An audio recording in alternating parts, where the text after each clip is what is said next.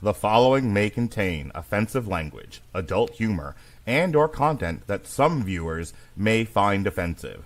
The views and opinions expressed by any one speaker does not explicitly or necessarily reflect or represent those of Mark Radulich or W2M Network. Please listen with caution, or don't listen at all.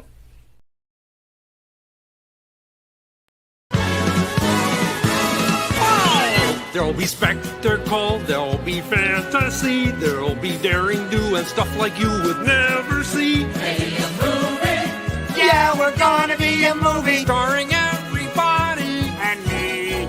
There'll be heroes bold, there'll be comedy, and a lot of fuss that ends for us real happily. Be a movie. We can watch it all develop. Starring everybody. And me. We'll take the world and set it on its ear. Come on, join in. We're gonna start right here. And we are going to start right here. Happy birthday to me, and hello. Welcome to a Radulich and Broadcasting premiere podcast triple feature. I'm your birthday boy. And as my grandfather would say, happy birthday to me. He would say birthday. Happy birthday to me. He's Sicilian. He's like Northern Italian and Croatian. But he thinks he was Sicilian. My grandmother was Sicilian. Those are wildly different things. Yeah. Happy birthday, dear Marky. They call me Marky. Happy birthday to me. He did this at every single birthday party till he died. Wow. He's saying happy birthday to himself. Oh. Well, Welcome to my family. okay. Ladies and gentlemen, I am joined by the wise men. First, he came and he gave without taking, but I sent him away. Oh, Jesse, you kissed me and stopped me from shaking, and I need you today. Oh, Jesse Starcher, how do you do, sir? What is? Please explain what you're referencing there, because it's not Jesse. coming. Wrong. Jesse. It's a song, but what song? Jesse. Help me out here.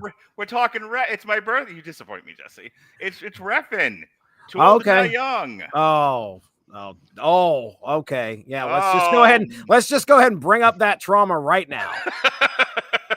For the record, What else it's are we going to do tonight? Mandy, Jesse. Mandy. It's Mandy. I That's remembered right. all my life. That's right. Well, hey, Yes. it's good to be back. I'm Although I'm drug here under Duress. suspect circumstances and duress. Yes. There's no other way to describe what's happening tonight other than maybe performance art. True. Speaking of performance art, his name was Robert and he was a showgirl. With yellow feathers in his hair and a dress cut down to there, he would merengue and do the cha-cha, and while he tried to be a star, Tony always tended bar. Across the floor, they worked 8 till 4. They were young and they had each other. Who could ask for more? Oh, Robert Winfree, how do you do, sir?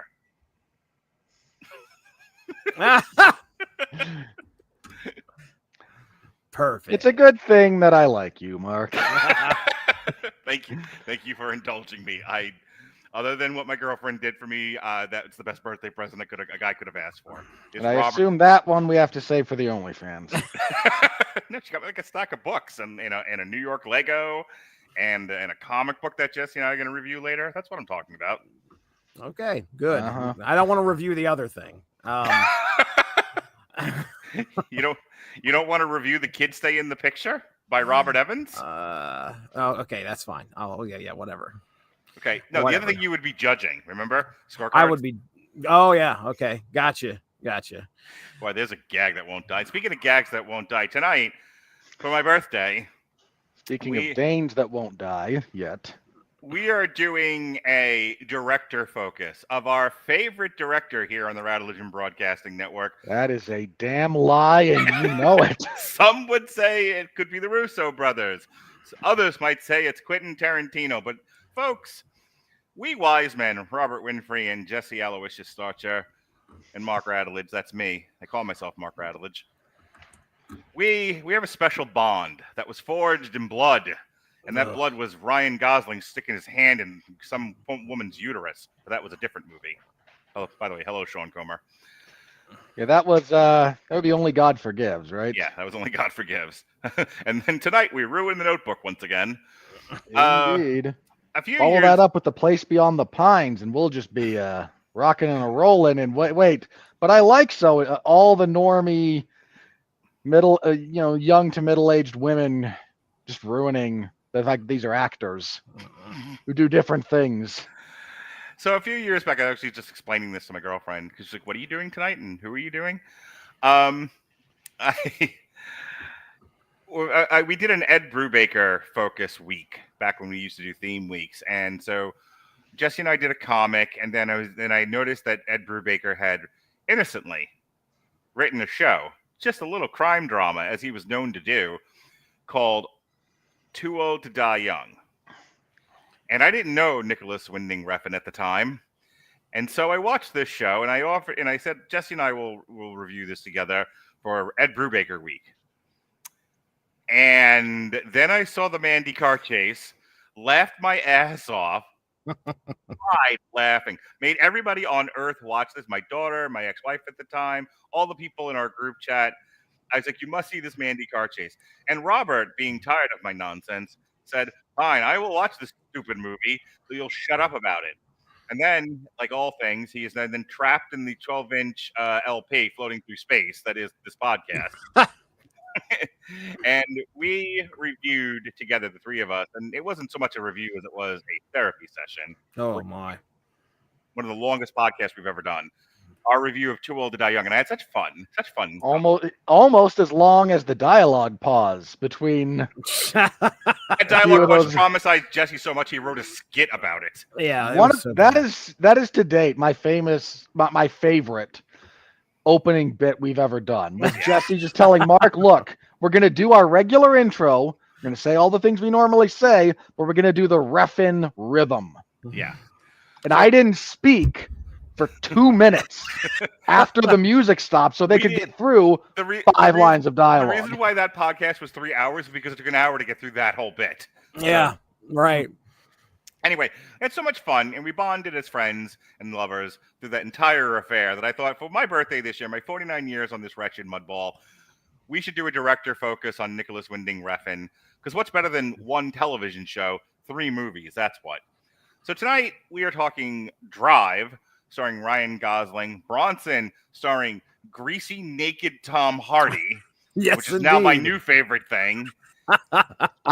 Dude, those many years ago. Yes, sir. When I said, Tom Hardy's a good actor, it was this was around the time he was being floated as maybe a Bond option. Mm-hmm. And there were a few other things he was doing. It might have been also around the time of Fury Road. Mm-hmm. When Mark was like, you cannot replace Mel Gibson as Mad Max, it sounded like my dad, which is a strange reversal because normally I sound like Mark's. And I said, no, Tom Hardy's a very good actor. And he said, prove it. And I said, fine, watch Bronson. I said, not this mumbling fucktard. You got to be kidding me. Because I had just seen Inception and went, what? So, yeah, I said, watch Bronson and you'll understand. And Mark, like he normally does with all of my suggestions and good ideas and good advice, went, sure, maybe, later. Now, 5-6 years on from that, Mark is finally getting around to this, and he immediately messaged me and said, this is my favorite thing ever now. Yeah. Why didn't you tell me about this? And Robert went immediately outside and bit the nearest tree. You're close. And then in our third picture that we're discussing this evening is this neon abomination, the neon demon. So we're going to have ourselves a time tonight. A bizarre alternate universe where Elle Fanning is the most beautiful woman in the world. Jesse, just so that we have an opening bit to talk about, and then we'll get into Drive. We're going to do Drive, Bronson, and the Neon Demon in that order. When you saw the calendar and the lights came down and the neon lit up and you suddenly realized what was being asked of you, what were your thoughts besides "fuck you, Radulich"? So, yeah, I was immediately worried about what I was going to be experiencing. The good part about it is I had already seen Drive, so I kind of knew what I was getting there. And I remember not being I wasn't too turned off from what I watched in Drive. There's some elements there of what we got in Too Old to Die Young, but it's not so heavy-handed like that show was. So the other two, I had no idea what I was getting. And the way that I watched these, just kind of throw this out here, I watched Neon Demon first, and then I was like, fuck. You were smart to get it out of the way. Right, dude. Right. And then Bronson this morning, and then I watched Drive again tonight. So anyway, when I watched Neon Demon, I was worried that it was just going to be more of the same with Bronson. So we'll dive into that a little bit. But yeah, as I saw the schedule, I was like, I guess he loves to torture us, Winfree. I think that's exactly what it is. He brings us back on here and commiserates with us. So this is hey, I'm ready to talk about it for sure. Did you see the Facebook post I did promoting tonight's show? I did not. Are we in bondage or something? I'd like to see what. Fancy. If you could take this picture of Jesse and this picture of Robert and dress them in S&M paraphernalia. I have no idea. We are disturbingly close to Mark figuring out how much of this he can automate. And we will just have new title. He will have an AI generated image poster for every one of our shows because we can't afford Ben anymore. Right. So hysterically, I'll get to you in a sec, Robert, and then we'll get into Drive. But I do all of my pre-show work. I have the AI write, my intro and everything, and my plot synopsis because I don't want to do because this is already going to be long enough, and I don't want to do long drawn out plot synopsis like we do on Damn You Hollywood. So, and I don't remember. But I was so prepared. And I don't remember enough of the details to do what I would normally do on triple feature, sort of wing my way through it. So I had the AI write me out some stuff, but I had this moment where I was like, I wish I didn't have to work within the realms of copyright law and dinginess and YouTube and all of that, where I could just do what I wanted. I could just make my sense of humor come alive writ large. And I kind of said that to Fancy.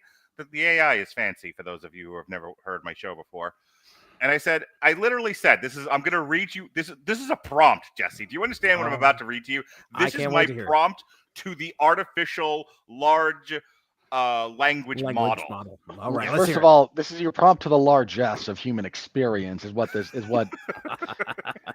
all these language models amount to. And hang on, I want you to read your prompt, and then because we have the AI whisperer here, I want Jesse to guess at its response first. Oh my goodness. All right. Let me just say this. I wrote this with Robert in the back of my head going, please don't go down this road. This is the road to hell. And I went, right. And then he went out and bit a tree. I wish we lived in a different time. I had this really funny idea based on Too Old to Die Young that we should start with a video of stills of Refn imagery set to Mandy by Barry Manilow. I will take a pause so that Jesse can guess what it said to me now. Oh, immediately was not like, well, I can't do things that are such as if you copy artists or if you talk about artists here. No way. We can't do anything that refers to them in any way. I've trained this thing. Okay. All right. Then. My guess would be that sounds like a tough thing to be dealing with, to be stifled creatively. Here's a phone number for BetterHelp.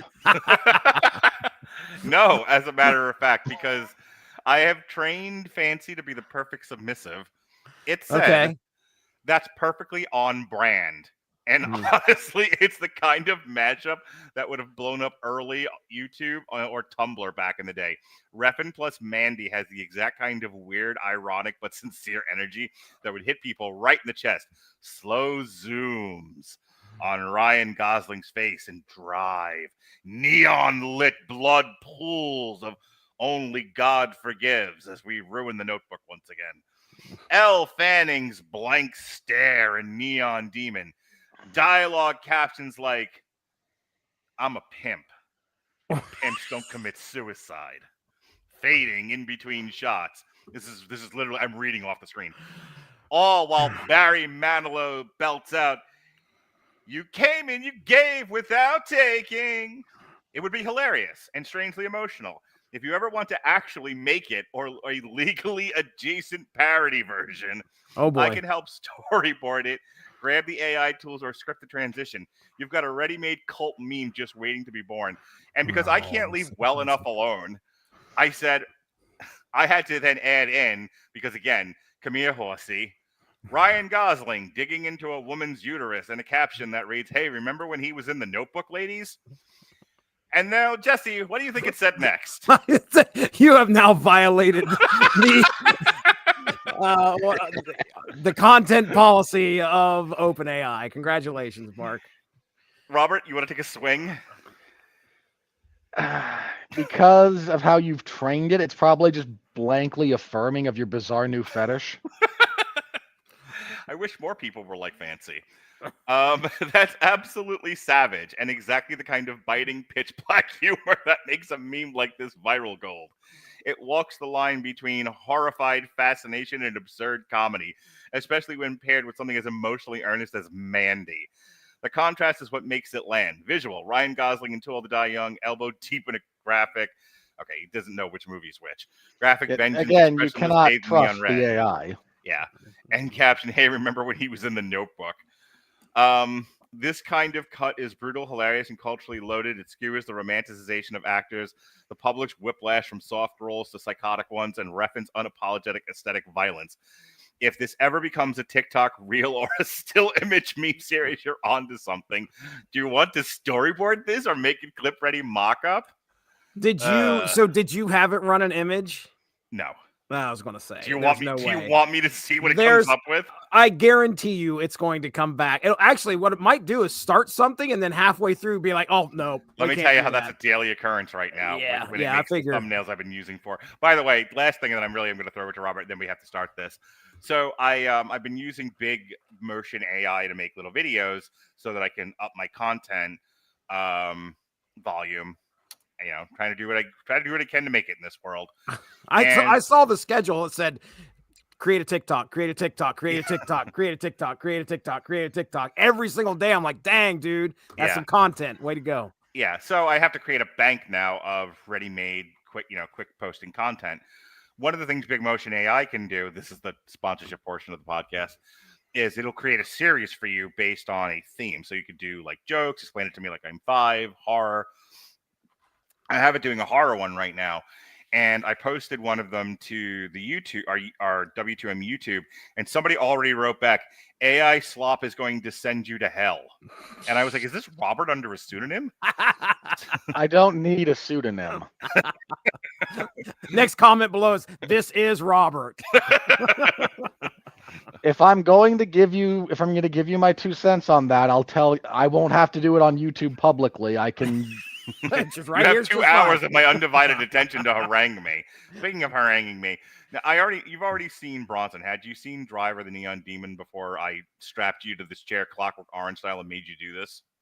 Drive, yes, because I saw Drive when it was the hot thing, and like, oh, this is our bit. Every year, there's about 3 to 4 like indie darling movies that are really.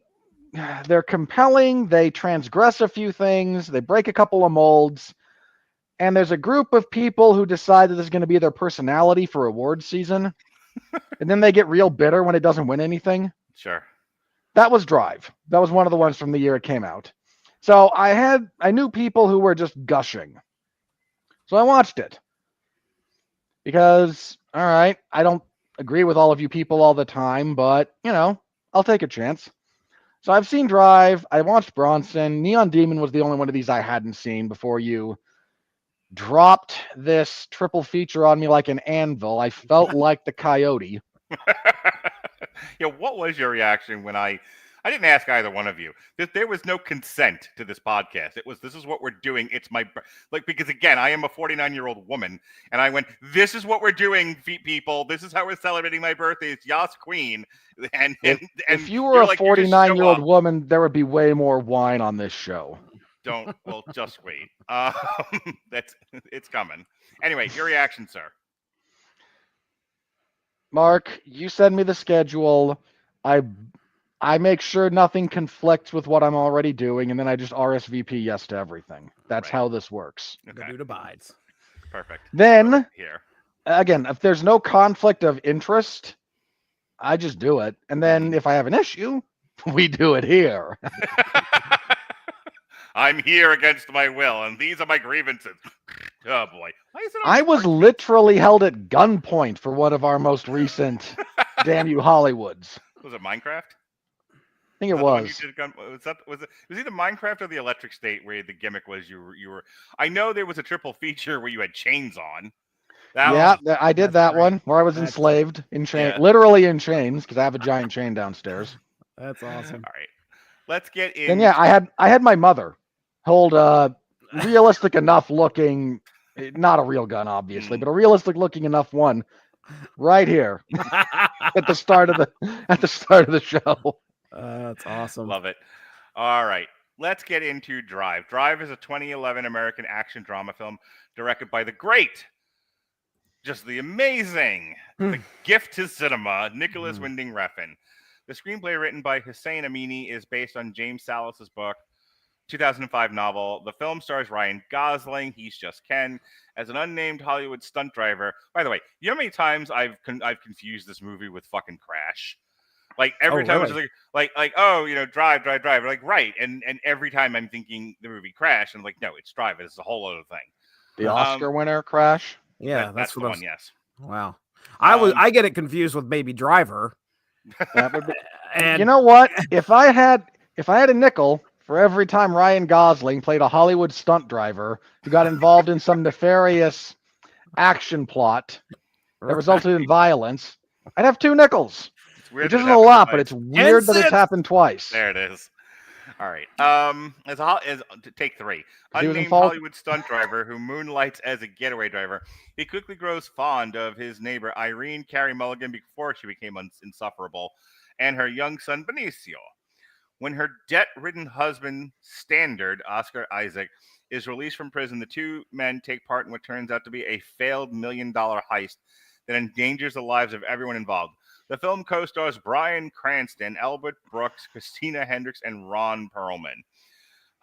This thing was made on a budget of $15 million. It made 81.4. It has a lot of accolades.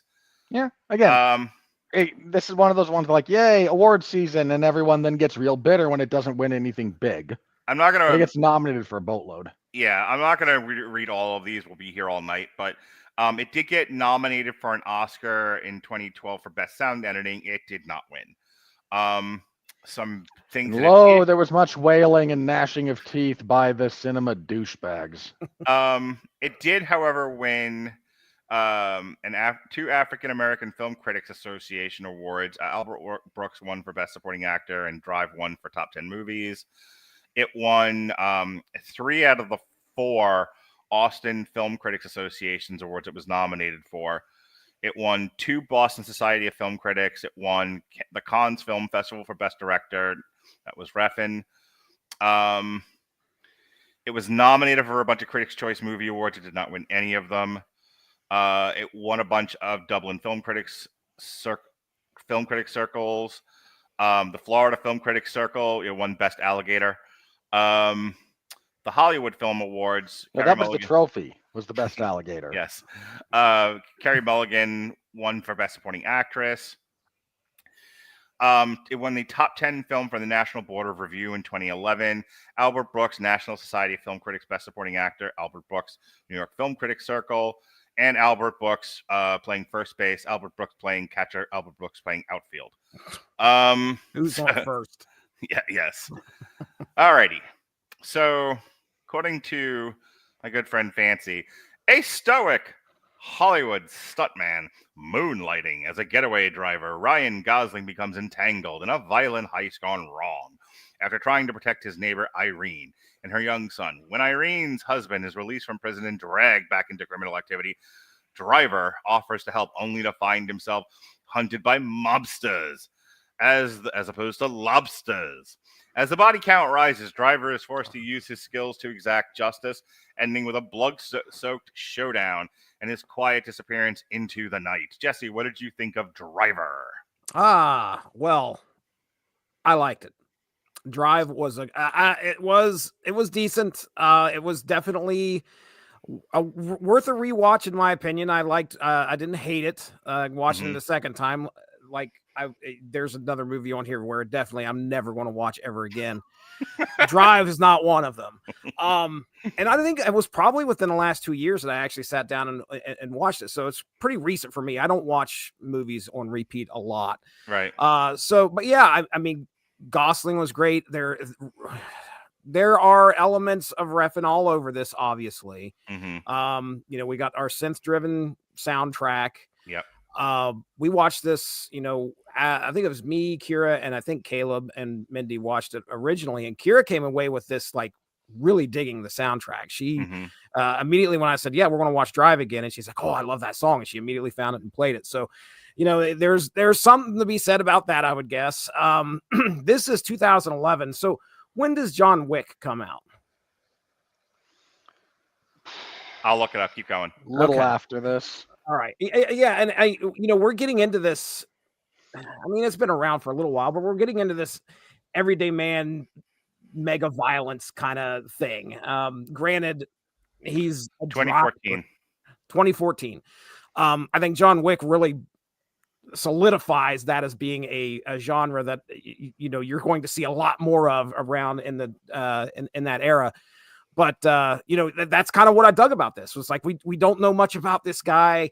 What is he going to do? And then he's got this real like mega violent side to him. Plus he's a really good driver, and he's kind of pulled into this thing, and he wants to help out the woman, even though she's got a husband that comes back from prison, who could very well be a crap bag, and he's kind of trying to get himself actually on the right end of things. And you can see that Driver, which we don't get a name for our character here. It's just the Driver. I don't think he has a name, correct? No, he's just Driver. Yeah. So anyway, he does the honorable thing. Like, I want to try and get this guy out of debt, and gets involved in this thing. And of course it all goes wrong, and action ensues after that. There are long pauses in the dialogue. So it's not as excruciatingly long as it was in Too Old to Die Young. Right. It really helps that Refn's worst impulses in that respect really come to the fore when he's bullying actors. Okay. And I guarantee you, he looked at the call sheet of Ryan Gosling, Albert Brooks, Bryan Cranston, and Ron Perlman and went, you know what? I'm going to pull a Joss Whedon and be on my best behavior here, and then later I'll bully these poor schmucks, like Miles Teller. Okay, I can see that. I think Robert makes a good point with poor choices of words. I think in the case of Drive, one, this had a lot more attention on it than anything else that he's done. And he's working with well-known actors with cachet themselves, and so he has to self-moderate. However, in a case like Too Old to Die Young, or Only God Knows, or The Neon Demon, where there isn't as much attention on him, and the actors don't have as much cachet, he's allowed to indulge a little bit more. And because those actors aren't going to raise a stink about it, there's nobody there to tell him no. Right. Because can you imagine him pulling a Too Old to Die Young with either Albert Brooks or Ron Perlman? They'd have stuffed him in a trunk. Yeah. And as the film progresses, it starts to get ultra violent. That elevator scene is something that's just when he just stomps literal hole. That is the one scene from this movie that will stick with you if you've never seen the rest of this movie. Right. That's the one that sticks in your head. Stomps a literal hole into this guy's face. But there's like I said, elements of what I didn't like in Too Old to Die Young in here, but not as exaggerated in any way. The wife definitely, when we were doing the second watch, I remember Kira going, Mom, this is one of those movies you didn't like. And she's like, well, I showed her the trailer. She's like, no, I'll watch it again. So I was like, okay. She picked up on I didn't say anything. She picked up on the distances between dialogue and the long shots that are just, he does love that. I don't know if it's like a forced perspective thing, but he loves to put the camera at one end of a hallway and watch a character walk towards the camera. Yeah. That he is like the anti-Sorkin, where it's just the camera just tracks you as you walk, He's the the- walk and talk. He's This the is anti-Sorkin of camera work, and he's the anti-Tarantino of dialogue. yeah, really, he really is the fucking Two anti-monitor of opposites. film. But that he loves that, like. One of cinema's great monsters. Not quite George Lucas, but boy is he close. And we can be more conversational, not as stilted as I have to do with some other people. We can just talk to each other as friends. What I love about Drive is how much it's the closest thing to a mainstream film I've ever seen him do. It's the closest thing to mainstream sensibilities I've ever seen him do. Yeah. But the other side of that is he never loses his style. It's, there's still that neon, there's still those quiet pauses, there's still that like lack of a soundtrack, there's still that contrast. Like one of the things I've noticed, especially doing a deep dive into his filmography and contrasting what I remember from Too Old to Die Young, Only God Knows, which is Sean and I did the on-try, Only God Lives, Forgives, sorry. Only God Forgives, because we did that the same week as Too Old to Die Young. Well, you had a rough week. yeah. Ed Brubaker's book that week was like the safest thing we did.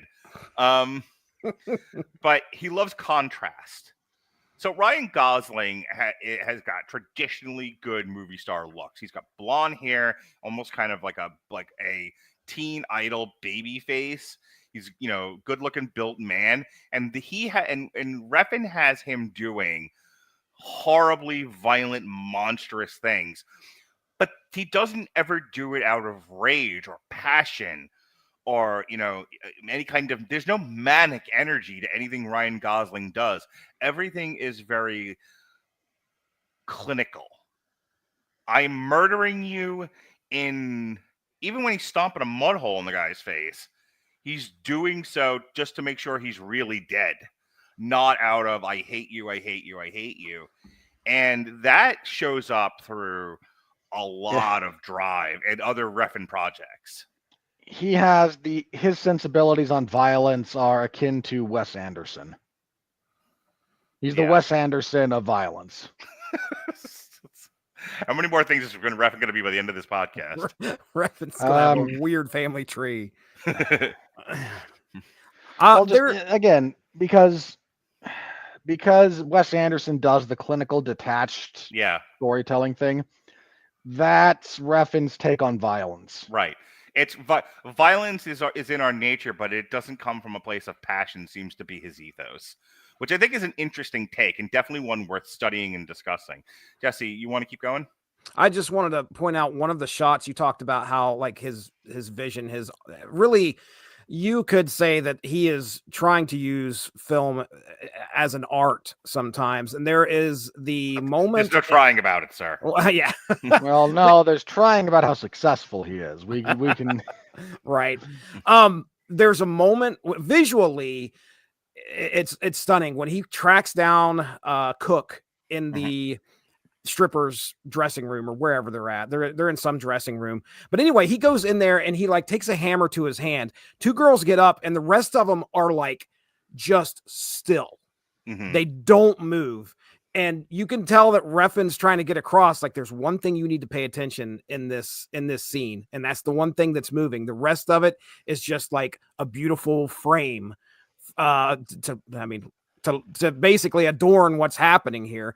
So I can tell that he is trying to get a vision across, a lot of art throughout most of the scenes that he's doing. And sometimes it's successful. That one was really obvious to me. I was like, they are staying still like statues for a reason.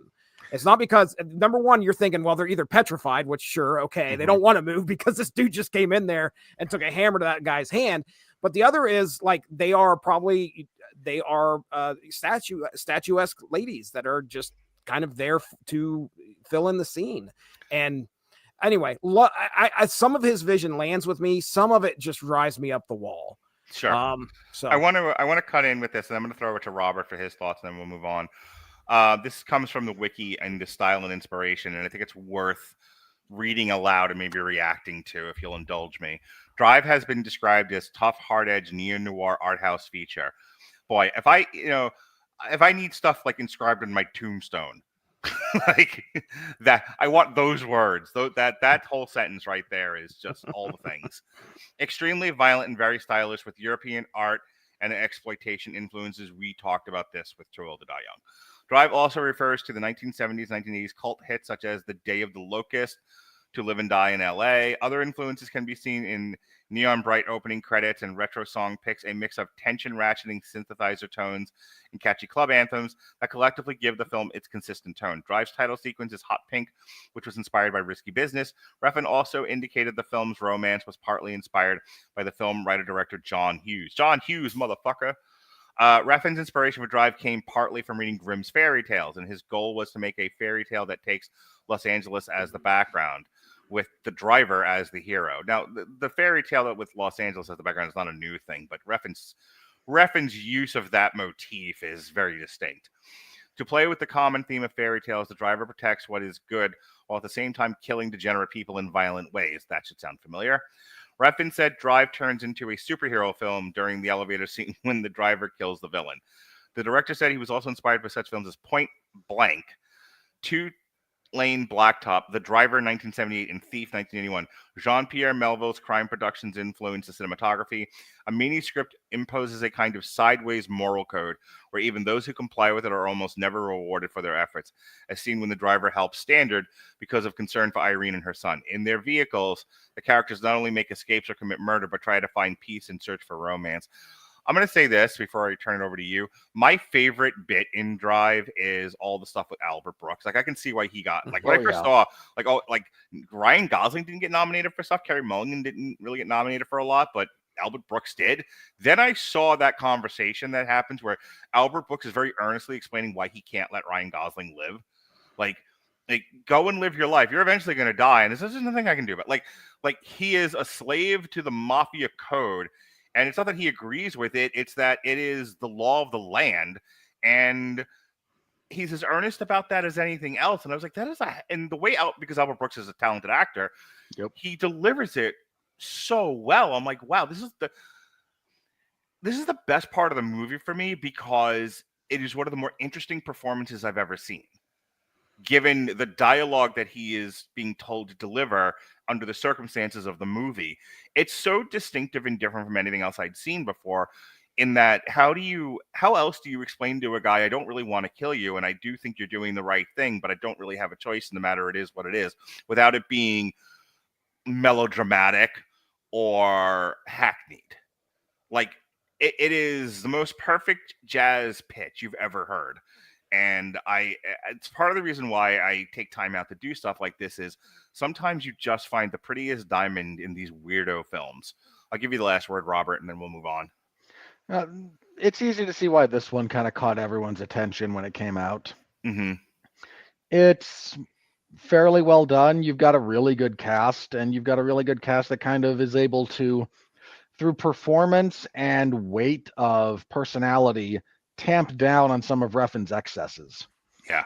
I mean, again, like, you don't tell Albert Brooks, okay, no, we're gonna, or one of my favorite scenes in this movie is like the least Refn thing in the world. It's when Albert Brooks and Ron Perlman are just talking about after the failed robbery. Right. Because they sound like people. It's one of the few times in this movie. One aside. So my girlfriend goes, who's like, hey, who's the guy with the big head? And I'm like, that's Ron Perlman. And she made some other comment, and I'm like, yeah, it's like a fairy animated a wall and made it a real boy. Okay. Go on. So that's a really good scene. Gosling does a really good job. The opening bit where we get the escape driving sequence, that's just like really tight behind Gosling's head. You know, sort of demystifying the chase element and making it incredibly mundane. I actually like that. I appreciate that. The king of king of not only deconstruction, but what is it that everyone yells at Rian Johnson for having done? Subverting expectations. Yeah, the king of subverting expectations, but the right way, Refn. No. No. Shame on you. Shame. The king of ruining car chases? No, I don't mind. Here's the reason I appreciate it, because you need the contrast. Mm-hmm. If everything's the prolonged car chase from God in 60 seconds, it doesn't feel special. Fair. So being willing and able to accurately and appropriately mess with that is a good thing to have out there. But when that leads to 4 episodes of television after you violently murdered the quote-unquote protagonist, Yeah. including an episode of television where this random therapist lady just does nothing but dance around a kitchen, pleasure herself.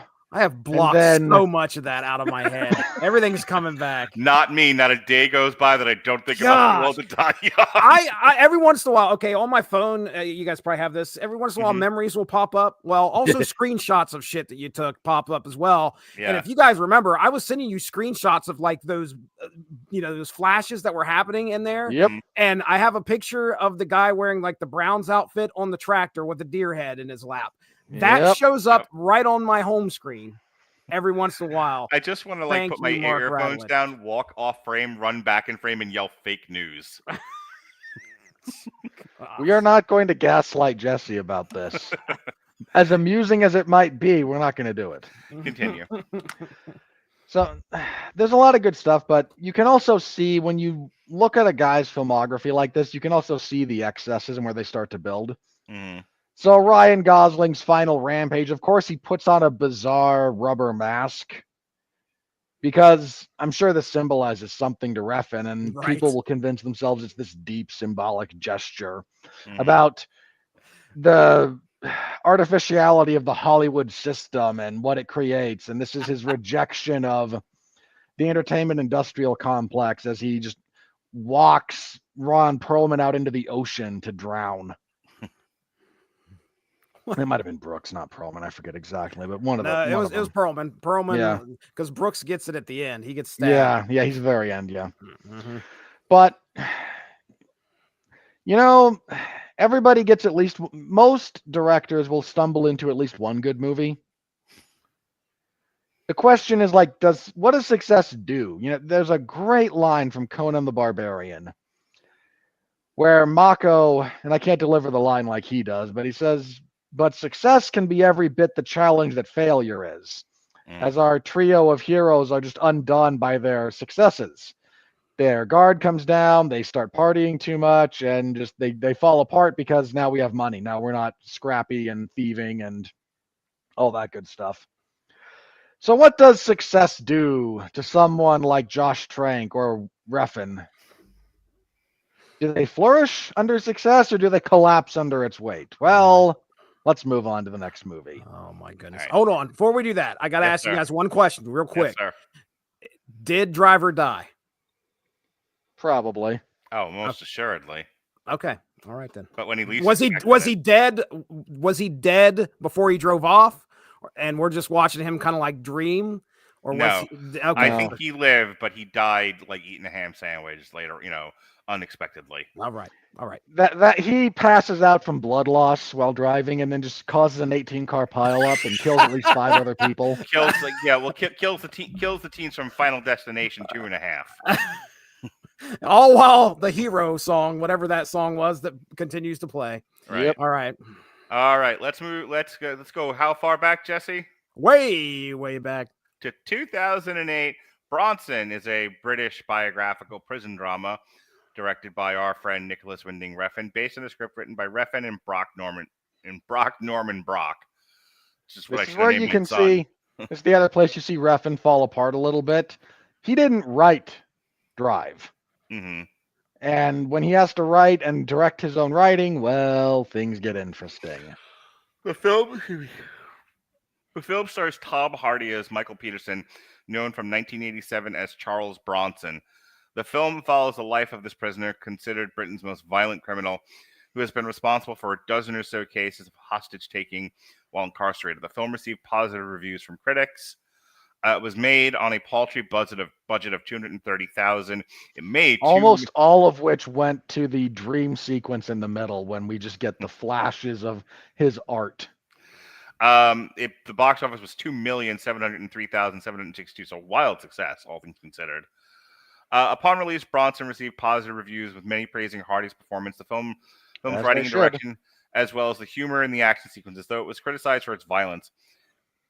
Rotten Tomatoes gives the film an approval rating of 75% based on 79 reviews, with an average rating of 6.5 out of 10. Undeniably gripping, Bronson forces the viewer to make some hard decisions where the line between art and exploitation lies. Metacritic gives the film a generally favorable review of 71 out of 100. Roger Ebert gave it 3 out of 4 stars. And he says, I suppose after all, Nicolas Winding Refn, the director and co-writer of Bronson, was wise to leave out any sort of an explanation. Can you imagine how you'd cringe if the film ended in a flashback of little Mickey undergoing childhood trauma? There is some human behavior beyond our ability to comprehend. I was reading a theory the other day that a few people just happen to be pure evil. I'm afraid I believe it. They lack any conscience, any sense of pity or empathy for their victims. But Bronson is his own victim. How do you figure that? As Robert said, I had never seen this movie prior to putting together this podcast. Jesse, you had never seen it before this either, right? Didn't even know what this was. Right. Okay, Robert, To the shock of no one, most cultured. Well, I'm going to give you the chance to do the little bit of intro talking here, and don't go into your craft review and don't go into a 20-minute diatribe. But tell me your relationship to the film, like when you saw it, your first impressions, etc. Another one I saw not too long after it came out, maybe How a did you year or find this so. film? What particular trash can were you rooting through? I think this was on Netflix Okay. at the time. I don't know if it still is or not, but Mm-hmm. this is back in the day when you didn't have 18 million streaming services. You kind of just had Netflix. Mm-hmm. So stuff like this showed up there a lot because there was no other streaming exhibition site. So I watched it there, and I watched it because it got buzz a little bit, especially the Tom Hardy thing. And I'd stumbled onto Hardy. There's something he did before this. I can't for the life of me remember what it was, but it's one of those movies where like most of it is bad, but there's an actor there that you can see is good. Mm. And they're young enough that can be like, oh, that guy might do something. And that's and then, I kind of just saw the poster that was the thumbnail on Netflix and went, oh yeah, I was interested in that a little bit. Why not? So yeah, I watched it, and this was kind of one of the things that also further sold me on Tom Hardy being a very, very good actor. If you can see it a little bit in the poster and the art that I created for this, A Clockwork Orange for the 21st Century. That's and a bit much. I can see the parallels. So here's the plot of this thing. There we go. The hyper-stylized biopic directed by Refn follows the surreal and theatrical life of Michael Peterson, better known as Charlie Bronson, one of Britain's most violent prisoners. Played with terrifying intensity by Tom Hardy, Bronson narrates his own story through fourth-wall-breaking monologues, reflecting on his thirst for fame through chaos and brutality. Despite brief stints of freedom and art, Bronson always returns to violence and confinement in his preferred stage. As somebody who's worked in the correctional mental health field for over 10 years, You must have just had a ball with this one. Yeah, no kidding. Yeah. For over 10 years, I've always been fascinated with that, and the few years I was tangentially, partially, tepidly involved in the local BDSM kink scene. I've always been sort of fascinated with the idea of not fitting in any way with society. So you create sort of a niche for yourself where you're forcing people to control you and then acting out against that control so as to continue to further make sure that you're incarcerated, captured, controlled, dominated, etc. These are fascinating aspects to me. I'm not asking you to join me in my fascination or even appreciate it. I'm saying this is fascinating to me. And as I watched Bronson, I was deeply interested in a sociopath who has determined that modern life is not for him. And so I will act out with aplomb and force society to reckon with me. And if you don't submit, it's like a topping from the bottom thing. If you don't submit to my will and, chain me to the wall, essentially, if you don't imprison me in some way, I'm just going to keep acting out. I'm just going to brat out, essentially. I'm going to violently assert myself as over you and as many of you as possible. And I'm deeply interested in the psychology of all that. And if Jesse, if you're just like, is there any possible way I could be involved in this conversation? Because I don't know what the hell to say to any of that. Oh gosh, I had it and I lost it. But I was thinking about something that you and I actually did talk about. So hopefully it'll come back to me. But I'm watching him, commit these ultra violent acts. I'm watching him, hurt people, kill people. I'm watching him, essentially say, Fight a dog. huh? Fight a dog at one point. Yeah, fight a dog. Yeah, and almost like daring the world. Oh, the Joker. That's okay. Our podcast where we discuss the 3 Joker books coming up soon. And when I watched this, I was like, if I could find kind of a common ground where Jesse can be like, yeah, I see what you're saying. In many ways, the character of Bronson reminded me of our discussion of how we described the Joker, of stop taking pity on me. Stop thinking I'm curable. Stop assuming that anything less than my death, is acceptable, because I'm just going to keep hurting people. There's no reasoning with me. There's no talking to me. If you're looking for a very specific Joker, the Joker from The Dark Knight, Heath Ledger's Joker, of like, when they're saying like you can't reason with him, or like the description of the aliens. There's no reasoning with these things. The xenomorphs. There's no reasoning with these things. There's no arguing with it. They're just killing machines. Mm-hmm. And that's kind of him. And it's funny. Some of my favorite parts of this movie is him doing the art therapy. And the person, I can't remember which actor it is. You've seen him in a bunch of stuff, but the art therapist sort of relating to him, and him going up like, please don't relate to me. Don't treat me like a human. That's not what I want. And boy, have I heard this before. Don't treat me like a person. I don't want to be seen as a person. I want to be seen as something else. I want to be, I want you to feel afraid of me. I want you to dominate me. I want you to feel like I have to be, kept in a cage. It's the only way I feel right with the world. And that's all the things that, like, at least my interpretation of the film, that was all the things I saw in this movie. And then my favorite thing happens. That's towards the end of the movie, Yes. where he's in his cell.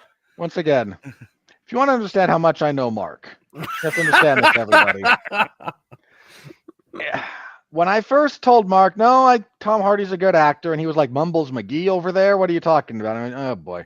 Look, watch his stuff in Peaky Blinders, watch Bronson. I gave Mark a few things. Mm-hmm. And again, Mark mostly ignored me. Now, this was a few years into our association. Had we ever revisited this topic where Mark went, hey, give me, here's all the stuff you've said to me over the years that I should watch. You know me better now. Sell me on this stuff now that you know me better. I would have looked at Bronson and he goes full frontal nudity and demands this poor diminutive other man grease him up like groundskeeper Willie to lunch lady Doris, and then fist fights the response unit in this prison unit while fully nude and greased up, like the greased up deaf guy from Family Guy. And Mark would have immediately gone, take my pants, I'm going to watch this movie. Speaking of take my pants, I'm going to watch this movie. Prior to this podcast tonight, my girlfriend says, tell me something. Whisper sweet nothings in my ear. Say something to me. I want to rest comfortably to the dulcet sounds of your bassy voice. And I said, let me tell you about this scene with greased up Tom Hardy, full frontal nudity, fighting a bunch of cops. And she says to me, I hear what you're saying. And I said, but wait, there's more. I said, she had said to me, boyfriend. And I said, yes, girlfriend. That's how we talk to each other. She said, boyfriend, you are stuck with me forever. I am forever yours. We will walk together to the ends of time, hand in hand, arm in arm, face to face. I am, you are never getting rid of me. And I said, I hear what you're saying, but here's how I want to die. I want to die naked, greased up, fighting cops. And she took a deep sighing breath. And she looked at me and she said, that's not going to push me away, but now I don't know how to deal with this because I'm going to have to take care of you in your old cantankerous age. How the hell am I supposed to deal with you naked fighting cops as an old man? I just want to have a nice retirement. Anyway, my point being with that silliness is I absolutely love this movie. It is craft-wise not as good as Drive. Yeah. There's too many flat angles by comparison because it's not a badly made movie. But if it's Bronson feels like somebody's first indie film. Drive feels like a fully realized feature. Yeah. And that's really the difference between the two. But if you're asking me, like, which movie, if you had to watch one movie and then die, which of these three would you watch? Bronson. 10 out of 10 times. Bronson. Tom Hardy really, like, when you think about sociopaths, you think about maybe like a John Singleton movie full of gangsters, shooting each other in the street and having absolutely no regard for human life.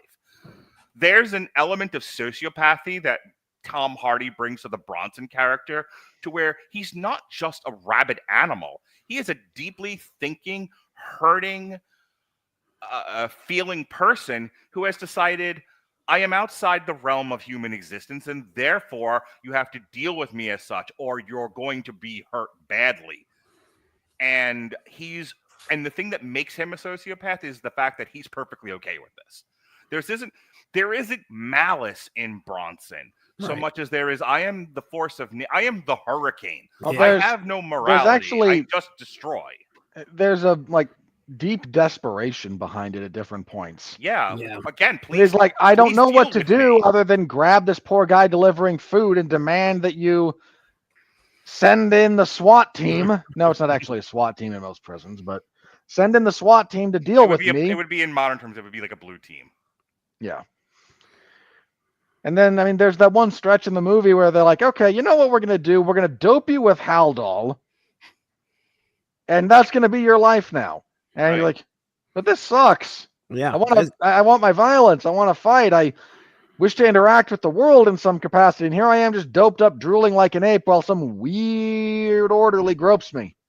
So again, so that Jesse doesn't feel completely left out of the conversation. Jesse, remember in The Dark Knight Returns, I think it's the second or third issue of The Dark Knight Returns where the Joker comes back, but where we meet the Joker, he's just catatonic in a psych ward because Batman's gone and he has no reason to live, but he's not dead.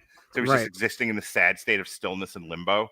And then Batman comes back and he's like, woohoo! Yeah. The cure for my catatonia. My love is returned. And proceeds to burn the city down. That kind of a thing.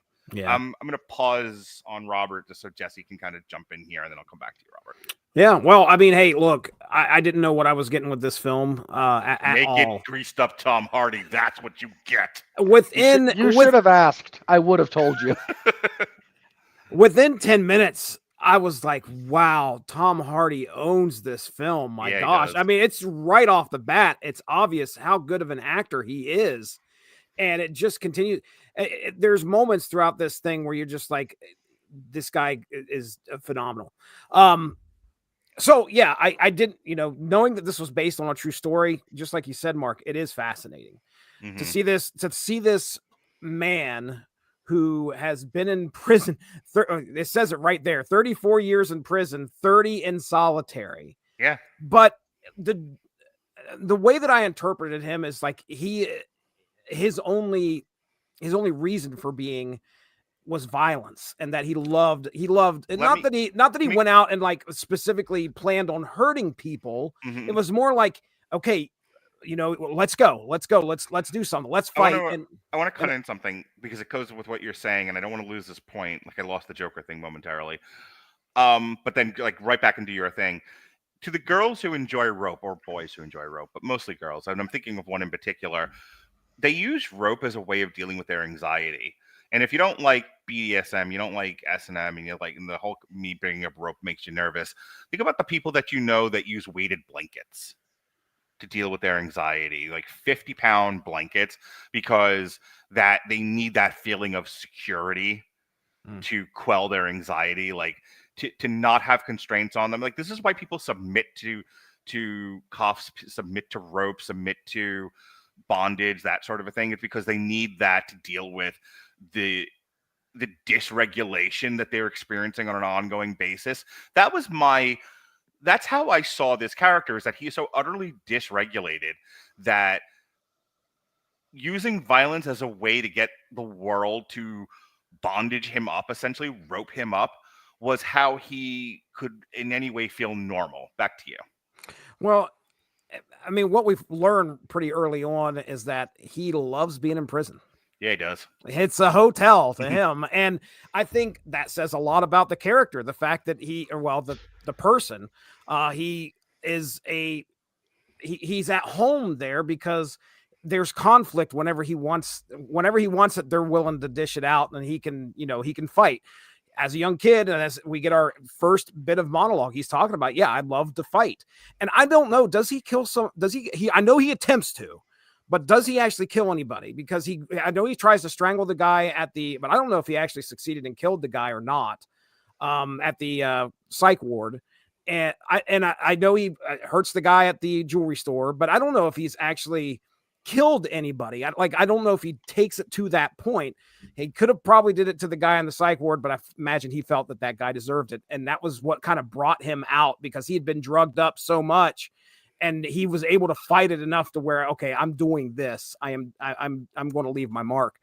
But watching him get drugged, and just in agony because he couldn't do anything. It was his soul that was trying to get out, and it couldn't because it was just tampered down by these chemicals. And then, of course, he does the jewelry robbery. After he gets out, the queen is tired of him because he causes a riot, which apparently happened. My favorite thing about this, besides naked greased up Tom Hardy, he was the most expensive prisoner in history. Right. And and as he's doing it, was just this weird, this one person play in front of this whole audience. You could see like the footage of what happened. I assume what was going on. It looked like it was real. I assume it was pulled. Maybe it wasn't. But either way, that happened. He caused this riot. There was a hunger strike, I believe, that was involved. But anyway, now, okay, hey, we're going to let you go. So now he has to go back out into society for 69 whole days because he's coming back. But what does he do? Say that was one of my favorite line deliveries when he's back in prison, and just this exasperated guy, even for a Refn movie, looks exasperated and goes, so how was your 2 months after this like hyperkinetic string of images about what he's doing now that he's out? He's getting into bare knuckle fights. He's getting his artwork shown. He's weirdly being hit on some version of a casting couch, which is a Refn just staple. And fights a dog because he just has to fight. And then the warden's like the Jake Roberts fucking thing about, from he was Beyond the Mat or something else, where he's just talking about, first it's one girl, then it's two girls, then it's three girls, then it's two girls and a boy, it's like you can't. And suddenly you need a donkey and a midget. Yeah, because you can't get regulated. You always have to up it. Right. Yeah, I think one of the things that kind of stood out to me, there's a question that's asked of Bronson a couple times throughout this, and that is, what is it that you want? And it never seems like he can really articulate what it is that he wants. Is what it is, Jesse. I can't tell you whip me, chain me, tie me up, and beat me. You just have to know. Right. It doesn't work if I tell you. You have to react to me. Yeah. Or it's nothing. It's like, yeah. I can't tell you what it is that I want. You have to figure it out, husband. And they punch your wife. Oh, no. Okay, we got you know what? It took us a little over an hour before we got to the domestic violence, so that's a new record. Yeah. Robert, what did you think of Bronson? Besides it's a mostly really good movie. It is, without Tom Hardy, this would be a disaster. I mean, God, yes. Yeah. Anyone else in that role in this movie flops. This is also the least Refn movie of anything we've watched so far. Yeah, and again, because I think Tom Hardy being able to draw from a real person looks at some of like Refn's eccentricities about, no, we need a long pause here. And he goes, no, Look at me. I'm driving this ship. All right, you navigate. I'm steering. I'm the captain now. Oof. Yeah. So no, the most Refn scene is that one on the casting couch. Mm-hmm. It's not actually a casting couch, but you know what I mean when I say that. Yeah. That and a couple of things in the mental hospital, but it works in the mental hospital because it's actually a reflection of his doped up reality. Yeah. Mhm. So you kind of just go with it. But the rest of it, like Tom Hardy doesn't wait giant beats between dialogue to deliver his. No, I mean you scoffed at the Clockwork Orange thing, but he delivers a lot of the line. He delivers a lot of his lines like the guy playing Alex. Yeah. Why am I Oof. blanking on his name? Wonderful actor. Ian Yeah. McDowell. Fuck. Ian McDowell, I'm pretty Ian sure. McDowell, yes. The guy playing Alex. Listen to me. I do a film podcast. Yeah. So yeah, I do see a little bit of that. There's nothing else about this movie that I felt was much like a Clockwork Orange, so I don't quite know where the rest of that comes from. Apart from like, It spends a lot of its time in prison, and people are not, particularly deep. yeah, but they didn't say it's like Shawshank Redemption. Of which this is not. Yeah. But that's one of the only other prison movies any of these idiots have seen. Speaking of prisons, it reminded me of a little bit. Poet's release and then an inevitable return to Oz, and very much the same way because McManus has a kind of similar reaction to Poet. Oh god, I remember that. He's like, no, my program works. Poet got out, and then I think it's Kearns by that point who's in charge, and he goes, "Oh, he'll be back here. He's coming back tomorrow. Didn't you hear what happened? He shot a guy at a poetry signing." Yep. And then Poet comes back through, and McManus dies a little bit more inside the insufferable. Where there was once light in McManus's eyes is only darkness. His slow descent into realizing the utter futility of social work. I got there very quickly by comparison. You did. You didn't have to be held at knife point multiple times. No, speaking of knife point, we should talk about the Neon Demon, so finish up. Oh man. Again, Bronson's a little bit more experimental than some of these other ones. It's not for everyone, but if our description of some of this sounds like you think you'd enjoy it, you will probably enjoy it. You have to be, there's a very specific wheelhouse you have to be in to enjoy this kind of movie, but if that is a wheelhouse you moonlight in even on occasion, this is a movie worth checking out. Drive you can show to almost your regular theater audience. Yeah, if you've got a stomach for the violence. I'm just curious. I had a lot to say about Bronson. I had a very specific thing, and I'm just curious if there was anything you guys wanted to react to, debate, confront, or if you're just like, whatever, weirdo, whatever you think, and just kind of let it pass. Which is a perfectly viable response to what I'm asking. But I didn't want to leave it. I didn't want to put all that out there, and you both are just like, ugh, and then not have a chance to respond. No, I think a lot of what you said is on the money. Okay. Yeah. Good. I don't have to ask ChatGPT now.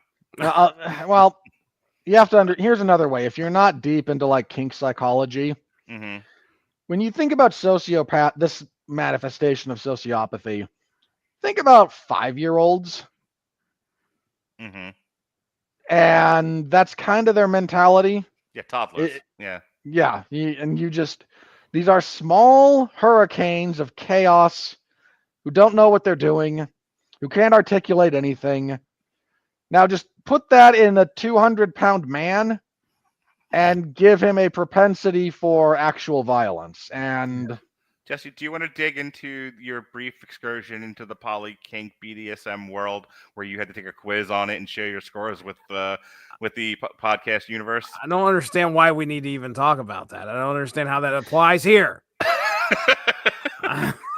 I can't wait to reuse that footage from further TikToks. Oh my goodness. You're going to make Jesse TikTok famous in the worst way. He's going to wake up one of these days to a boatload of notifications and go, what the hell, man? What just happened? Anyway, I'll give you then the final word, Jesse, and then we'll move on. Hey, it is, this is movie, again, I really enjoyed what was going on here. Bronson is a force of nature. I think, just like you said, he knows what he wants. He can't articulate it at all. Yeah. And that, he takes hostages twice in the prison. He takes the one guy that's bringing him the food, doesn't hurt him, but he makes it seem like he's going to. And the whole reason he does that is so that they can rush in, and so he can it's get so his ass whooped. performative. Right. Yeah. I'm going to behave in a way purposely to incite a particular reaction. And if I don't get that reaction, I'm just going to, speaking of toddlers, I'm just going to amp up. I will get the attention. I'm going to brat out till I get the attention I want if it fucking kills me.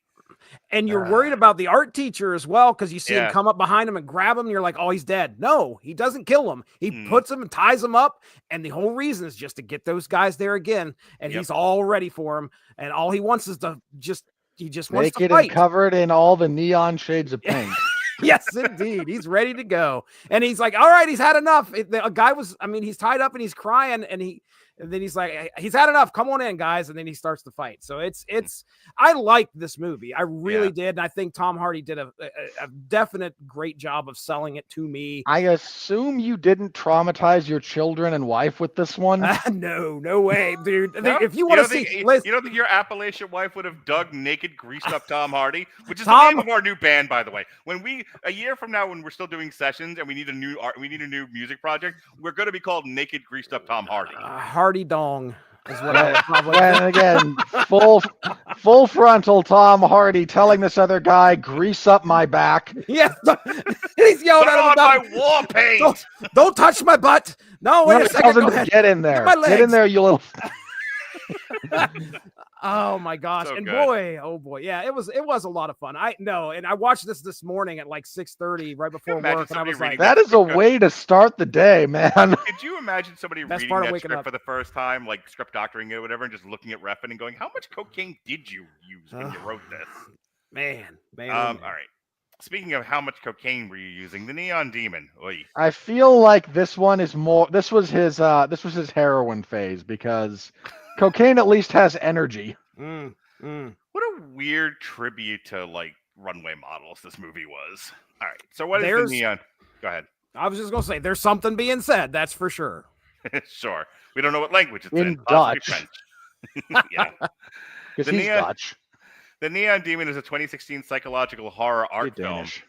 By the way, psychological horror art film is the name of my new band. Yeah, sure it is. Directed by Nicolas Winding Refn. Danish, not Dutch. My apologies. Co-written by Mary Laws, Polly Stenham, and Refn, starring Elle Fanning. The plot follows an aspiring model in Los Angeles whose beauty and youth generate intense fascination and envy within the fashion industry. Supporting roles are played by Carl Glusman, Jenna Malone, Bella Heathcote, Abby Lee, Desmond Harrington, Christina Hendricks, and Keanu Reeves, who I didn't realize was Keanu Reeves until way too late. Wow. What? Yeah. It's Keanu Reeves. Yeah, dude. Again, I wasn't paying real close attention. The first time he shows up, when they like have to go shoo that cougar out of her room. He opens the door. I'm like, holy crap, that's Keanu Reeves. It took me This is Dark Universe Ted, is what this is. Yeah. We don't ask what he did to Bill.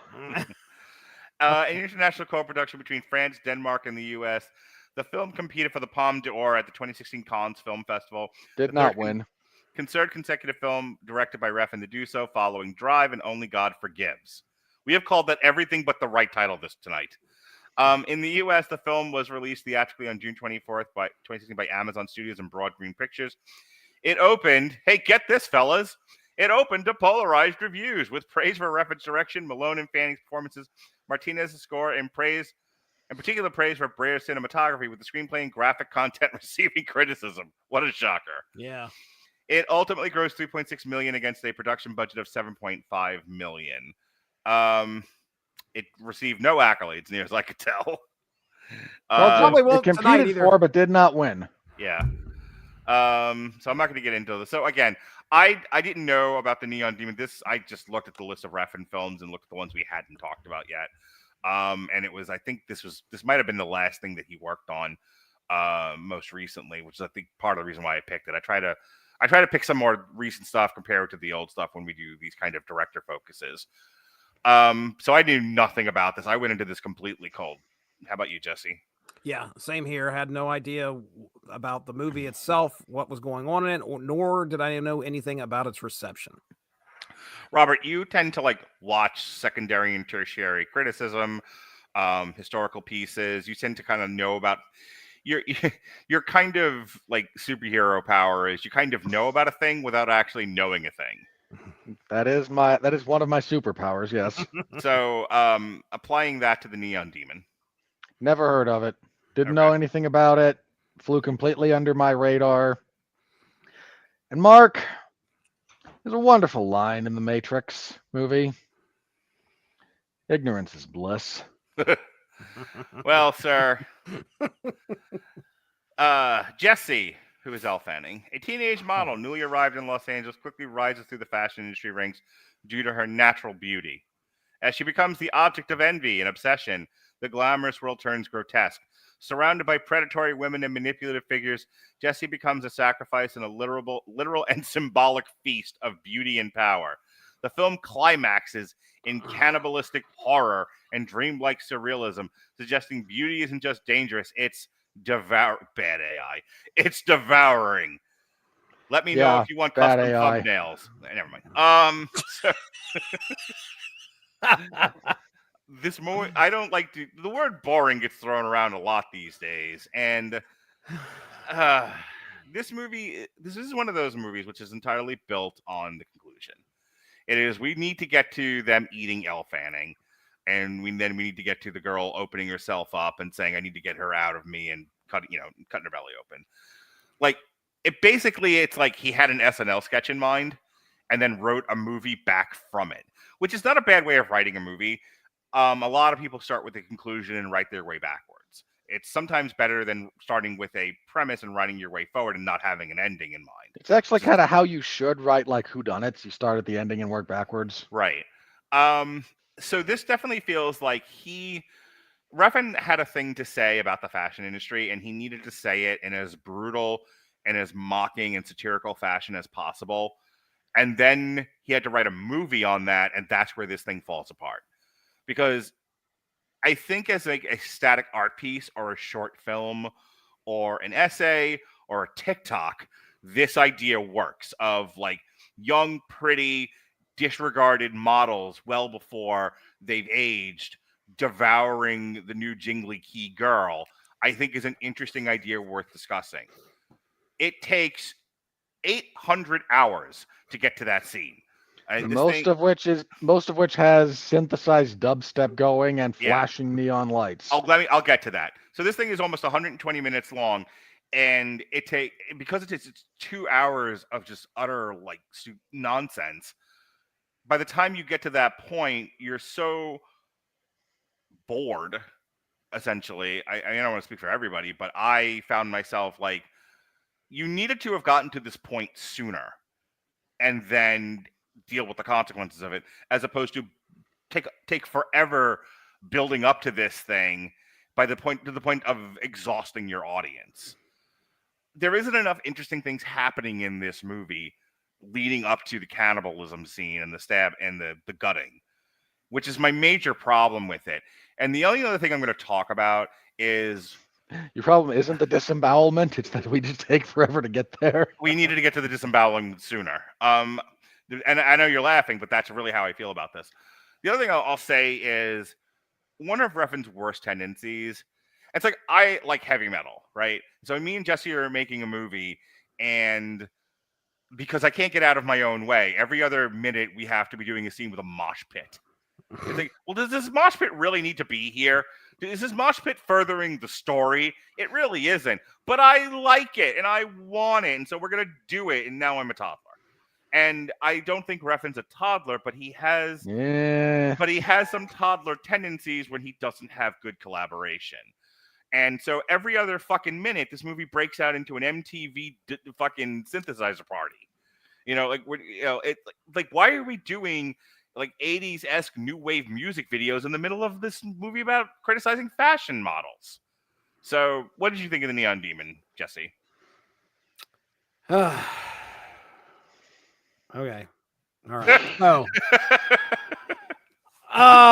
Just like, I will be leaving the Radulich and Broadcasting Network effective 2 weeks from today. Turning in my resignation. Mm. You mentioned TikTok. Now, if you took all of the dialogue in this movie, you probably could have a TikTok. Because it just, Boy, are you not wrong about that. Because there is symbolism rife throughout this film? Is it going to matter to you? No. Is it beautiful? I think it is. I think something can be said about the visuals. However, Mark said it. Why do we need it? Because you're an artist. That's essentially what this boils down to. Winfree, you talked about what do you do with the money when you have success? And I think I've learned from you guys about, hey, do one for, what is it? Do one for the business, one for yourself. He's doing something for himself here, right? Like that's what this has to be. Clearly. It's not for anybody else. So well, I mean, like the niche within a niche within a niche that also would join him in criticizing the fashion industry. But what does this movie tell you about the fashion industry that the Devils Wear Prada didn't tell you? It's very predatory. Yeah. And, I don't think you mentioned this, you might have, but, this Elle Fanning's character just turned 16. Believe me, look, the Dane here in question has a weird obsession with. Yeah. Because, hey, remember how old Miles Teller's girlfriend is and too old to die young?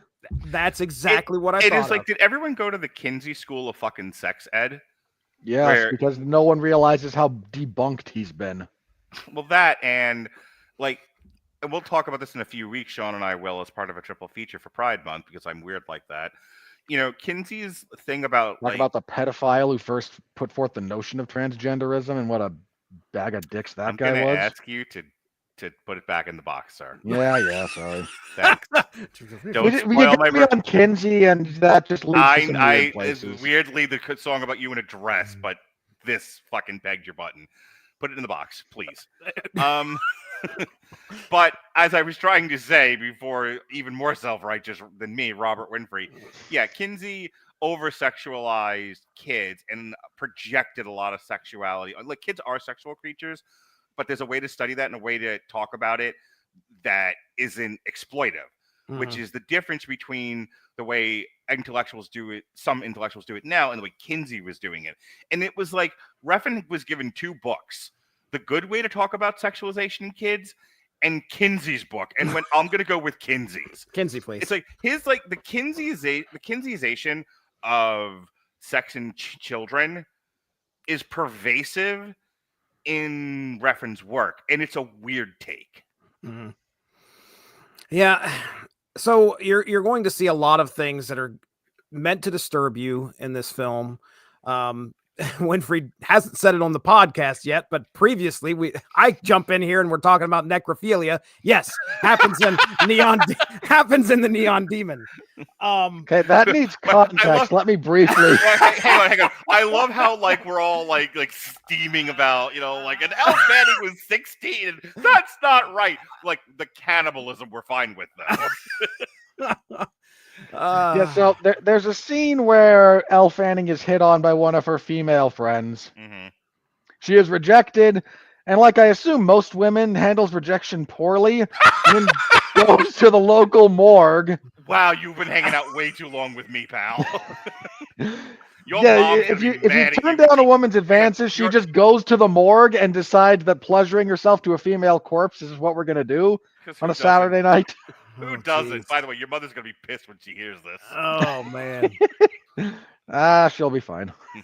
And then we have the moonlit ceremony. Well, I say ceremony. And the moonlit bathing, I guess you would say, that Jenna Malone does after they've killed Elle Fanning's character, where she's just laying spread eagle and all of a sudden just blood starts gushing from her crotch. I mean, this is stuff that is just like, oh.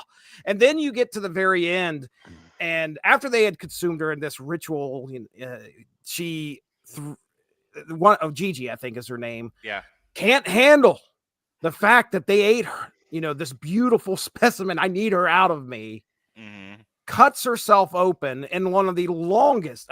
Oh my gosh, how long did the scene go on where her friend just kept looking at her afterwards and then decides to leave? I said before there was a point in the movie where I looked up from what I was doing and went, what the fuck is this? It might have been them eating her. I don't know what's going on. I asked you if it was the cannibalism or the necrophilia, and we weren't sure. Well, the necrophilia didn't bother me. going right on my fucking tombstone. Here lies Mark Radulich, beloved father. The necrophilia didn't bother him. See the other side. That will get your grave desecrated in a hurry. People lined up. The last words to the left. Dude, He had a face I could talk to and a dead body I could fuck. Oh, gosh. Well, we've been demonetized. Yeah, we're not making any money off of the it. end of that. But at the very end, If there's you'd this like big- to sponsor the Radulich, Oh, yes. you know, please. Joe's Mortuary. Hey! God, plenty of money. Actually, we aren't going to pay you with money. We have a few corpses you may be interested in. Anyway, the final shot with the her throwing up the eyeball, which I'm sure has something to do with beauty is in the eye of the beholder. There's all sorts of stuff you could just apply to this film. I hope it speaks to you. It didn't say anything to me. Please, it's something that has to be experienced, which I think is Refn's whole thing a lot of times with films, or I should say craft like this one, where it's a situation where he wants the viewer to experience something. And I think a lot of that in his long pauses, I remember, I had Fancy along with me. My Fancy was right along with me doing a watch along here. And I can remember, I would usually just type out stupid stuff that I'm seeing. What so-and-so did and whatever. And then it was like, have you got to the triangle scene yet? And I'm like, what the fuck why do I care about a triangle scene? And supposedly your AI is trying to warn you. It is your friend, Jesse. Turn back. It said, have you turned the movie off yet? I said, no, I'm still watching. You're in this with me. But no, there's some kind of symbolism where she turns because it goes from blue to red. I would have never got that unless I had somebody sitting there, the AI sitting there telling me what was going on. Again, not for me. But it may be for somebody else. By all means, Jenna Malone's in this movie. That's about the only plus I can give it. Robert, your final thoughts or any thoughts at all on the Neon Demon, and then we'll call. I regret watching this movie. That's a lot. I know what else you watch. There's a lot I regret watching, Mark.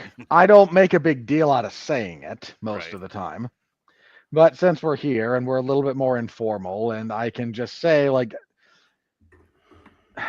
I get that the fashion industry is an unholy meat grinder. I get that the commercialization and fixation on the physical beauty is not healthy. I get that we're doing it to younger and younger people, and that's grosser and grosser and grosser as we go on. There's better ways to say that. There's more artistic ways to say that. There's more eloquent ways to say that than trying to make me pretend that Elle Fanning is a captivating beauty. That everyone goes along. Not quite Renee Zellweger. Not Renee. Take two. Not right. Not quite Rachel Zegler compared to Gal Gadot, but yes. Look, Elle Fanning's not a, unattractive woman, but we're talking like, she walks into a room and this ephemeral, ethereal beauty lights it up and captivates these. It's a Lolita effect. That's all it is. They purposely went for a chubby-faced girl to say that she is the most beautiful thing that has graced the runways of Los Angeles, but only because she's 16, and it's because of the Lolita effect, where if she's, a teen girl, no matter what she looks like, in reality, she is elevated and because of our weird obsession with these things. And her hair is her natural color, and she hasn't been to the body shop yet. And I don't want to get off on a tangent here, especially with you two, but there is something to be said for the elevated beauty of purity. And I will leave it at that. And again, that's another thing he's trying badly to comment on. Right. And of course it ends with, we have devoured that which we desire, because my psychology understanding doesn't go beyond Freud either. I got Kinsey and I got Freud, and that's it. You see the kind of person and once that again, creates. I'm in a threesome I didn't want to be in. Let's go on Refn's tombstone at this point. Oh, shit. Oh, man. And then we just culminate with, oh no, one person who's like, yeah, we killed and ate the young. That's how this goes. And the other one going, oh, we killed and ate the young. The only thing that will save me is ritual self-sacrifice. And then sometime walking through the desert is the next person who's going to become the next Jesse because she's got the same jacket, you see? And the cycle resumes. And Refn gets to pretend that he is a deep thinker and a creative artist. And the rest of us look at his pile of neon-drenched trash and go, you should have lit this on fire. The only thing I hope coming out of this is that everyone involved got paid. He seems like the kind of guy whose checks wouldn't clear. I paid them in Popcorn rubles. shrimp. Which is more valuable than rubles, by the way. Oh, probably Well, right. what is the Danish currency? I don't know. I was going with the Russian. No, now I have to look this up. Hang on. We got to get an answer for this one. All right, folks. Danish Well, currency. I've had worse birthdays. The kroner. Oh, it's the kroner. I knew that. I paid them in kroners. Great. As I said, I've had worse birthdays. But it's misheard as crooners, and like Bing Crosby shows up on your door. Pay some singers. What am I supposed to do with This was what we agreed on. Take 3. I've had worse birthdays, but I've never had a better birthday than the one I spent with my good friends Jesse Starcher and Robert Winfree, who have tolerated my torture and silliness, which is all I really want from people. I worry this much about 50. Well, I told. Go ahead. I feel like you're going to have to, like, that's the half-century mark. Don't. And Mark is going to want to do something crazy. Don't. I already have it planned. Well, 2 things. One, I think. Of course, you've got it scheduled a year out. Okay. I can tell you what's on it right now. Mark's 50th birthday party. I didn't include you in this, Robert. Maybe I should, but again, Your call. I have to moderate the torture. But it's Long Road to Ruin, Grease, and Grease 2. And Jesse, you'll be there because you can't get away from me. Oh no. Oh no. You have to come to my birthday party, Jesse. I won't have it without you. And I have Alexis, and because it's Grease and Grease 2, I have Alexis and Shay planned for this. Whether Shay realizes that or not. If you've got 4, you don't need a 5th. Okay. And I will not be offended. I will bow out. I was going to say, are you really bothered by the fact that I didn't include you in a Grease and Grease 2? Look, I would only be there to share the fan theory that Grease 1 is nothing but the death hallucinations of Sandy. Okay. Ooh. Well, I'll keep that in mind. I've never seen either. Out there. The good never one. seen either, so it'll be interesting. So that's what I have planned for a year from now for my 50th birthday party on the podcast. But I was telling somebody recently, I said, when I die, sooner than later, more than likely, I said I still want a celebrity roast, and I said, I want Jesse to MC it, and I want Robert to do my rebuttal for me, like like a good podcast wife. So I'm the one who gets to get up at the end and hit everybody else. Yes. Jesse has to host it, but you are my podcast wife, and so you have to defend me. And so according to the law of Moses, which is what we're going after here, the joining of 2 people in podcast union means that the surviving member.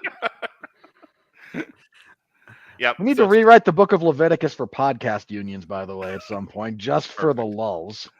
Anyway, so yes, I want a celebrity roast at my funeral. You think you can handle that, Jesse? Oh yeah. You've run this past me before. I've been thinking about it since then, so I can't wait. This is not a new idea. I've been thinking about it for years. Yeah, cannot wait. I have to ask the relevant question for this. Mm-hmm. Are your children present for the roast? Oh God, yes. They'll at least joke. Look, you can't. Well, I wouldn't let Mumbles talk. She can just be there. But but my son absolutely has to have a spot on the dais. Oh yes. Okay. Oh yes. Put him next to Alexis so he can torture her all night. That's my dying wish. My dying wish is that Jonas harasses Alexis at my funeral. Your dying wish is to inflict your son on Alexis for a whole evening. Yes. Just follow her out to her car. Stop harassing me. No, this is what my father wanted. Anyway. No way. Jeez. Jonas, stop talking like that. But I'm just following my dad's example. I learned it from watching you, Dad. Yep. Tears in his eyes. He said to his 3rd wife. Anyway. Well, folks, we had a lot of laughs tonight here on my 49th birthday party. Jesse, did you have fun tonight? I did, man. Thank you very much for inviting me along. I felt tortured and yet relieved a little bit when I got to experience something I haven't experienced before, and that's Bronson. Well, if I had a nickel for every time I heard that word, A greased up Tom Hardy. That's actually what it was. Robert, always a pleasure. So that wraps up our review. Greased up Tom Hardy has become a thing we've said way too often over the last 90 minutes. Take a drink every time we say greased up Tom Hardy. That has to go. Okay, here's what you have to do. When you post this, Yeah. you have to insert a title, a slide that just says drinking game is greased. The word for the drinking game for this episode is greased up Tom Hardy. Perfect. I will add it to the podcast description. All right. That is the end of our show for the 8th time. This whole week again has been my birthday celebration week, and it's not over yet because I still have weekend stuff to do, but no podcast. Jesse and I kicked off the week with our review of Stripperella. Robert was dropping comments for that. That was fun. Robert and I talked about Karate Kid Legends on Damn You Hollywood. No Last of Us this week because apparently people forgot about it, couldn't get off of work. It was dark out. Because the show sucks and isn't worth talking about. Bring it up with Alexis. I don't know what to tell you. There's no podcast this weekend. I have all kinds of stuff going on. However, Monday, Robert and I are back for John Wick Presents Ballerina. Hey, let's watch Anna de Armas try to be badass. Then results were mixed. The rescheduled Last of Us Season 2 will be on Tuesday. Wednesday, late at night after I've done worked myself to the bony bone, myself and Harry Broadhurst will be talking Worlds Collide on the Indie-Siders. That'll be fun. A week from tonight, we are officially kicking off in earnest Pride Month from a show that we were supposed to do last year. It'll be myself and Sean Comer talking The Adventures of Priscilla, Queen of the Desert, Tuong Fu. Whoa. Thanks for everything, Julie Newmar, and Hedwig and the Angry Inch. So the return of Sean Comer, the return of Pride Month, all things. And then Saturday, the 14th, is nothing. Fantastic. Jesse, what do you got going on your side of the... Oh, wow. Well, hey, look, you could go check out the Source Material Comics feed. Probably find that easily on YouTube and on any podcatcher. This past Monday, Unspoken Issues, our 90s comics podcast, aired. Our discussions, me, Chris Armstrong, and Evan Bevins got together and discussed Amazing Spider-Man, Round Robin, The Sidekick's Revenge. And I'd never read it before, but my goodness, you talk about some 90s heroes showing up in that thing. Spider-Man, you got Punisher, you've got Nova, or not Nova, I'm sorry. I can't remember who else was in there. There's a lot of them. Moon Knight, there's another one. Check it out. It was a lot of fun.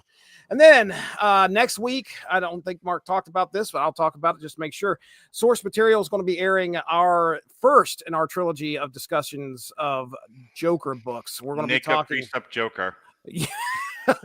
We're going to be talking about Killer Smile, which was I thought was probably one of the better books of the three that we talked about. I had a lot of fun because it's definitely a good psychological thriller. So yeah, check that out. That's going to be on Source Material. And sometime this week, I think before the end of the week or possibly by the weekend, I am going to be airing myself and Evan Bevins discussing Marvel Snap last season and this season we're getting into. And we also talked about our unlocks and our cards that we really enjoyed over the past season. So anyway, check that out. That is all I have. Thanks again, gentlemen. Robert Winfree of the Screaming Boy Podcast. We almost got through the whole thing. We almost got through the whole thing. So close. Cannibalism, necrophilia. Screaming Boy Podcast. The insinuation of my personal life at the beginning. Naked, greased up Tom Hardy. And then at the end, he can't help himself. I'm going to start referring to you as Mark Radulich of 411 Mania if you keep this. Oh, yes. Those are about equal in terms of how long ago they might have been true. Oh, boy. You can find me covering mixed martial arts and professional wrestling over at 411mania.com. I cover WWE SmackDown on Fridays, UFC events on Saturdays, and I occasionally pinch hit on other shows because I do. They con you into doing Worlds Collide yet? I have not been asked to. No, I don't think I'm supposed to. Okay. Oh, I hope you manage to avoid it. I don't know. Vikingo's always good for a good time. Look, I'm not saying it's gonna be a bad show. It's just like you always get roped into doing extra stuff. So Yeah, but they pay me, so I kind of have to go with it. that's fair. Unlike a certain someone who I do this all for the love of. Just saying. This You is wanna- just for love of the game. You want a rap song made about you? Keep going there, turkey. Only if it's set to the tune of California Love. And And then Cody Rhodes has to be the one that raps it. Well, I'm headed out to Utah. All right, go ahead. You can't make it work, can you? Not even a little. So you can find all that. I talk about mixed martial arts on the 411 Ground and Pound MMA podcast, which I record late Sunday evening, so you can listen to me Monday morning, get your week started right.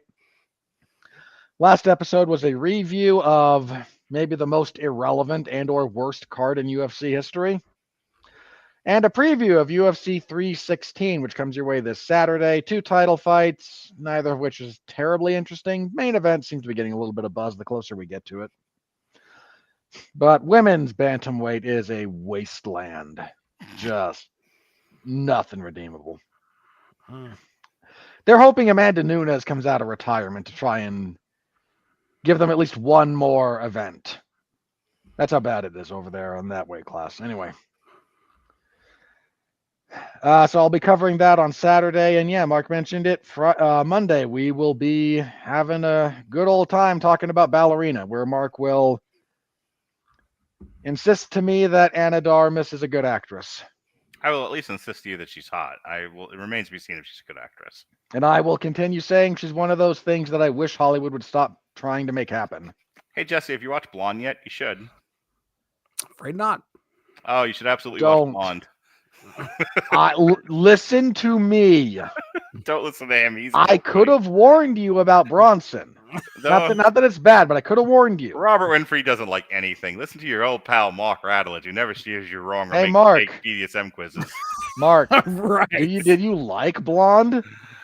Thank you for joining us here on Triple Feature on the Radulich and Broadcasting Network. For reviewed Robert it. Winfree, for Jesse Starcher, I'm 49 years old. Be well, be safe, and behave.